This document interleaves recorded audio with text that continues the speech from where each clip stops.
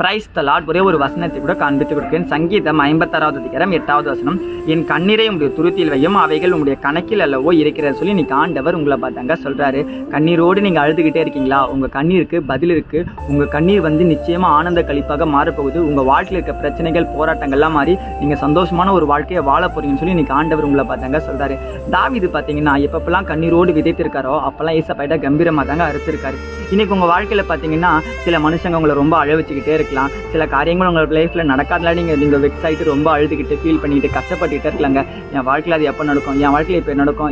என் வேலைக்கு போகிறேன், ஆஃபீஸ் போகிறேன், ஸ்கூலுக்கு போகிறேன், காலேஜ் போகிறேன், எல்லா நேரத்துலையும் பிரச்சனை, எல்லா மனுஷங்களும் பிரச்சனைன்னு சொல்லிட்டு உங்களை வாழ்க்கையில் பார்த்தீங்கன்னா அழுகையின் பள்ளத்தாக்குலையும் நீங்கள் இருக்கலாம். அந்த அழுகையின் பள்ளத்தாக்கு கழிப்பான ஒரு பள்ளத்தாக்காக மாறப்போகுது. நீங்கள் சந்தோஷமான ஒரு வாழ்க்கையை வாழ போகிறீங்கன்னு சொல்லி நீங்கள் ஆண்டவர் உங்களை பார்த்தாங்க சொல்கிறாரு. கண்ணீரோடு விதத்தில் கம்பீரமாக தான் இருப்பாங்களாமா. நீங்கள் கண்ணீரோடு விதைக்கிறீங்களா? ஏசப்பா சமூகத்தில் ஜெபம் பண்ணிகிட்டே இருக்கீங்களா? அவங்க ஜெபம் வீண் போகாது.